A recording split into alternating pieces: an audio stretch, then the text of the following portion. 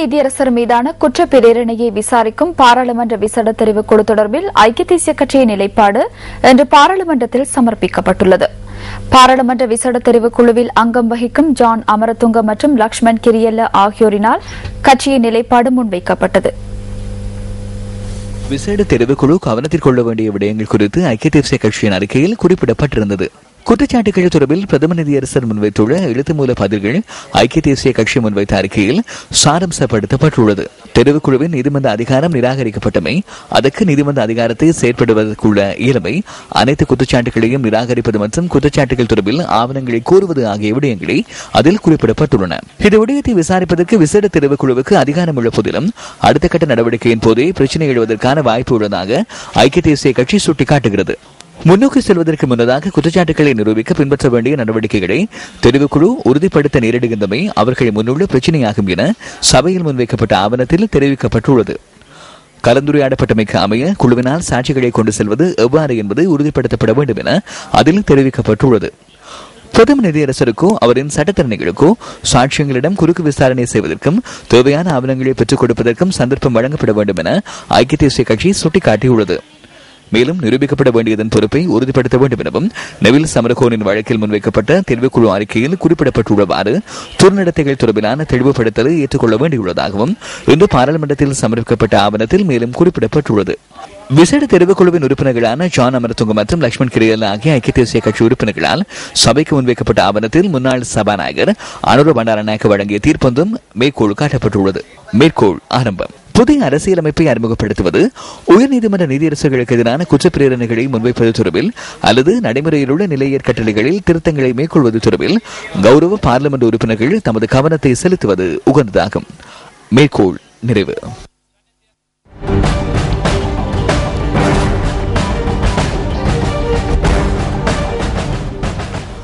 குஷி சர்வதேச சமாதான விருது பெற்ற தீபிகா பிரியதர்ஷினி பேரிஸ் சலரி மாளிகையில் ஜனாதிபதி மஹிந்த ராஜபக்சவை நேற்று சந்தித்தார். கடந்த 28ஆம் தேதி பிலிப்பைன்ஸின் மணிலா நகரில் நடைபெற்ற விருது வழங்கும் விழாவில் சரோஜா திரைப்பட பாடலுக்காக தீபிகா பிரியதர்ஷினி பேரிஸ் குஷி சர்வதேச சமாதான விருது பெற்றார். நேற்று மாலை ஜனாதிபதி அவருக்கு வாழ்த்துக்களை தெரிவித்தார். தீபிகா பிரியதர்ஷினி பேரிஸின் தாயாரும் இந்த சந்தர்ப்பத்தில் கலந்து கொண்டிருந்தார். இறக்குமதி செய்யப்படும் உருளைக்கிழங்குகளுக்காக தற்போது அறவிடப்படும் தீர்வையை நீக்குவது குறித்து அரசாங்கம் கவனம் செலுத்தியுள்ளதாக கூட்டுறவு மற்றும் உள்நாட்டு வர்த்தக அமைச்சு தெரிவிக்கின்றது. 1 கிலோகிராம் உருளைக்கிழங்கின் விலை தற்போது 150 ரூபாய் வரை அதிகரித்துள்ளமையை அடுத்து இந்த தீர்மானம் எடுக்கப்பட்டதாக அமைச்சு வெளியிட்டுள்ள அறிக்கையில் குறிப்பிடப்பட்டுள்ளது. தற்போது இறக்குமதி செய்யப்படும் 1 கிலோகிராம் உருளைக்கிழங்கிற்கு அரசாங்கம் 50 ரூபாய் வரியை அறவிடுகின்றது. உள்நாட்டு உற்பத்தியாளர்களை பாதுகாக்கும் நோக்கில் இறக்குமதி செய்யப்படும் உருளைக்கிழங்கிற்கான வரியை உயர்த்துவதாக அரசாங்கம் குறிப்பிட்டிருந்தது. 1 கிலோகிராம் உருளைக்கிழங்கு 120 ரூபாவிற்கும் 150 ரூபாவுக்கும் இடைப்பட்ட விலையில் தற்போது விற்பனை செய்யப்படுவதனால் குறித்த வரியை குறைப்பதற்கு அரசாங்கம் கவனம் செலுத்தியுள்ளது. அதற்குமைய இறக்குமதி செய்யப்படும் 1 கிலோகிராம் உருளைக்கிழங்கின் 50 ரூபாய் வரியை முழுமையாகவோ பகுதியளவிலோ குறைப்பதற்கு எதிர்காலத்தில் நடவடிக்கை எடுக்கப்படும் என கூட்டுறவு மற்றும் உள்நாட்டு வர்த்தக அமைச்சு தெரிவிக்கின்றது.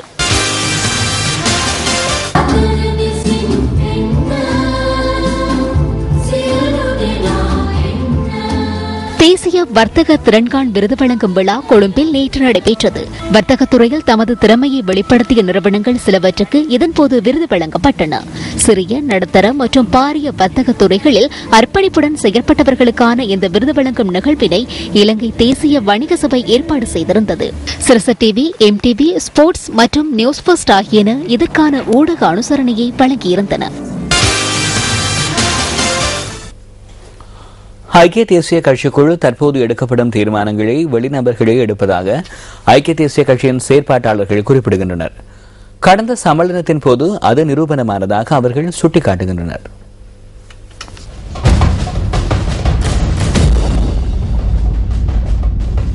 நாட்டில் உள்ள மிகவும் பழமையான கட்சியான ஐக்கிய தேசிய கட்சிக்காக வாழ்நாள் முழுவதும் அர்ப்பணிப்புடன் செயற்பட்டவர்கள் பலர் இருக்கும் போது வெளிநபர்கள் எடுக்கும் தீர்மானங்கள் மூலம் கட்சியை வெற்றி பெற வைக்க முடியாது என்பது செயற்பாட்டு உறுப்பினர்களின் கருத்தாகும். அவ்வாறான வெளிநபர்கள் எந்த ஒரு அரசியல் கட்சியிலும் இருக்க முடியாத நிலை உருவாகியதன் பின்னர் ஐக்கிய தேசிய கட்சிக்கு தாவியவர்கள் எனவும் கட்சிக்காக அர்ப்பணிப்புடன் செயற்பட்டவர்கள் அல்லவெனவும் அவர்கள் கூறுகின்றனர். வேறு அரசியல் கட்சிகளில் சலுகைகளை அனுபவித்து அவை அற்றுப்போனமை அல்லது மட்டுப்படுத்தப்பட்டமையினால் அவ்வாறான வெளிநபர்கள் ஐக்கிய தேசிய கட்சியில் இணைந்து கொண்டுள்ளனர் என அவர்கள் சுட்டிக்காட்டுகின்றார்கள்.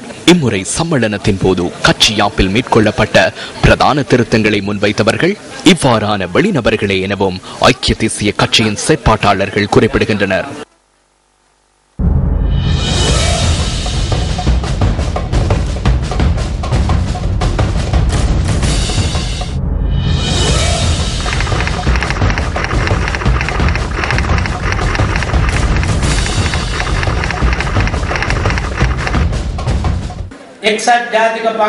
ஐக்கிய தேசிய கட்சியின் யாப்பிற்கமைய அதன் 8.1 சரத்தை திருத்துவதன் மூலம் ஐக்கிய தேசிய கட்சியில் தலைவர் ஒருவர் நியமிக்கப்படும் பட்சத்தில் அவரின் பதவிக்காலம் அதில் குறிப்பிடப்பட்ட நிபந்தனைகளுக்கு அமைய 6 வருடங்களாகும்.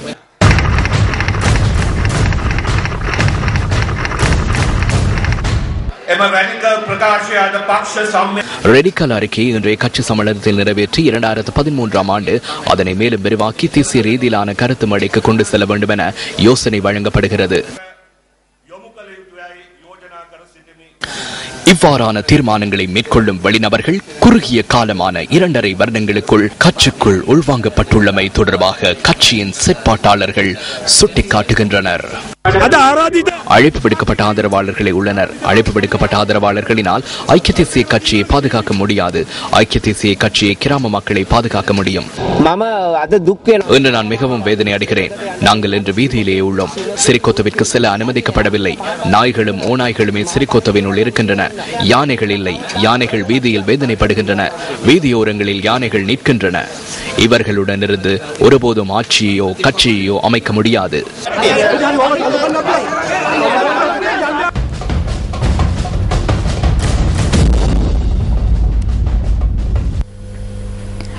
ஐக்கிய தேசிய கட்சியின் பிரதி தலைவர் சஜித் பிரேமதாச இன்று நடைபெற்ற ஊடகவியலாளர் சந்திப்பில் நாட்டில் நிலவும் வீட்டு பிரச்சினை தொடர்பில் கருத்து வெளியிட்டார். 2005 ජනතාවට ඉදිරිපත් කරපු ඒ පොරොන්දු මාලාව ඉඳලා මේ රජයේ නිවාස ශේෂ්ත්‍රය පිළිබඳව ක්‍රියාත්මක කළ තිබෙන්නේ. இந்த அரசாங்கம் வீட்டுத்திட்டம் தொடர்பில் 2005ஆம் ஆண்டு வாக்குறுதி வழங்கியதிலிருந்து இற்றை வரை மோசடியான முறையில் செயற்பட்டுள்ளது. முழு நாட்டில் உள்ள மக்களையும் போலியான வாக்குறுதிகளை வழங்கி அனாதரவாக்கியுள்ளது. வீட்டு வசதியற்ற 15 லட்சம் குடும்பங்களுக்காக அந்த திட்டம் முன்னெடுக்கப்படும் என மஹிந்த சிந்தனை எதிர்கால இலக்கில் குறிப்பிடப்பட்டுள்ளது. தற்போது 6 லட்சம் குடும்பங்கள் தொடர்பாக பொய் கூறுவது யார்? நாட்டின் வீட்டு பிரச்சினை தொடர்பாக எவரேனும் எந்த ஒரு இடத்திலேனும் ஏதேனும் ஒரு பொய்யை இந்த நாட்டு மக்களுக்கு கூறியுள்ளார்கள் என்பதனை தெளிவாக கூற விரும்புகிறேன்.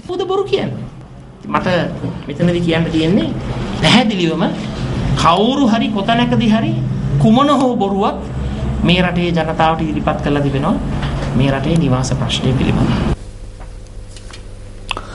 இலங்கையில் உள்ள தொழில்சார் விமானிகள் பயிற்சி நிறுவனம் மற்றும் அதில் பயிற்றுவிக்கப்படுவோரின் எதிர்காலம் தொடர்பாக ஐக்கிய தேசிய கட்சியின் பாராளுமன்ற உறுப்பினர் ரவி கருணாநாயக்க பாராளுமன்றத்தில் இன்று கேள்வி எழுப்பினார். தொழில்சார் விமான பயிற்றுனர்கள் 324 பேர் இருந்தாலும் அவர்களில் 165 வெளிநாட்டவர்களே இருக்கின்றனர். ஏன் இந்த சந்தர்ப்பத்தை எமது இளைஞர்களுக்கு ஏற்படுத்தி கொடுக்கவில்லை என நான் கேட்கிறேன்.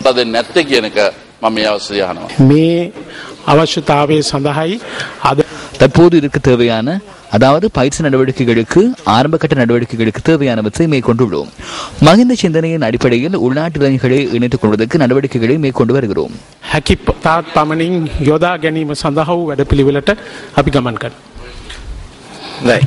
உங்களுடைய இந்த பதிலின் அடிப்படையில் பாடசாலை மாணவர்களும் எதிர்பார்ப்புகளை வளர்த்துக் கொள்ள முடியும். யானோயா நீர்ப்பாசன திட்டத்தை முன்னெடுப்பதற்கு உதவி வழங்கிய நாடு மற்றும் அதனுடன் தொடர்புபட்ட விவகாரங்கள் குறித்து ரோசி சேனநாயக்க இன்று பாராளுமன்றத்தில் கேள்வி எழுப்பினார். 10,210 அமெரிக்க டாலர்கள் இந்த திட்டத்திற்கு அவசியம் என ஜனாதிபதி தெரிவித்துள்ளார். எவ்வாறு இந்த பணத்தை பெற்றுக் கொள்வீர்கள்?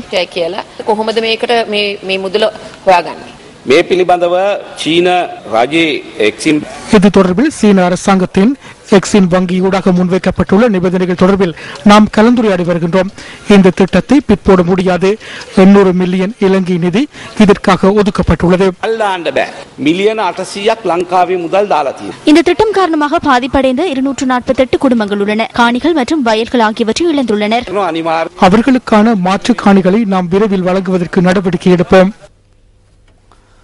பத்திரிகைகளில் இன்று வெளியான கேலி சித்திரங்களில் இருந்து நாம் தெரிவு செய்த கேலி சித்திரம் அடுத்து.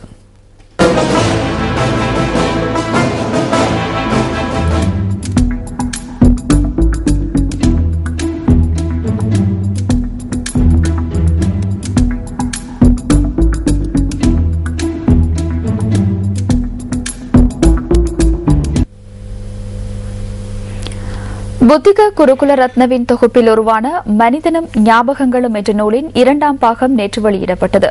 இந்நிகழ்வு கொழும்பில் நேற்று நடைபெற்றது. இந்த நூல் வெளியீட்டு விழாவில் ஆளும் தரப்பு, எதிர்த்தரப்பு பாராளுமன்ற உறுப்பினர்கள் உள்ளிட்ட பலர் கலந்து கொண்டிருந்தனர். It is a great pleasure for me to be a young politician and be here. இளம் பாராளுமன்ற உறுப்பினர் என்ற வகையில் இந்த இடத்திலிருந்து ஒருவர் தனது இதயத்திலிருந்து பேசும் வார்த்தைகளை கேட்க சந்தர்ப்பம் கிடைத்ததை இட்டு நான் மகிழ்ச்சி அடைகிறேன். ஏனெனில் இன்று இதயத்திலிருந்து பேசும் அரசியல்வாதிகள், சட்டத்தரணிகளை காண்பது மிகவும் அரிது. எம்மை இங்கு அழைத்து வந்தமைக்கு நாம் நன்றி கூற கடமைப்பட்டுள்ளோம். உங்கள் வார்த்தைகள் எதிர்க்கட்சியினரை பலப்படுத்தும் என்பது எனது திடமான நம்பிக்கை. ஏனென்றால் தற்போது அதற்கான தேவை எழுந்துள்ளது. At this stage, they really need it. I belong to the people's opposition because நான் மக்கள் எதிரணியை சார்ந்தவன். பலர், உங்களின் தந்தை கூட தனக்கு ஆதரவு அளித்து தனது கரங்களை பலப்படுத்துமாறு என்னிடம் கோரியிருந்தார். நான் இயலாது என தெரிவித்தேன். எதிரணியை பலப்படுத்துவது எனது கடமை என கூறினேன். தற்போது எதிரணி என்பது எல்லை கோட்டிற்கு வெளியில், அதாவது 6 ஓட்டங்களாக மாறியுள்ளது. Strengthen the opposition. Of course, now there is no opposition.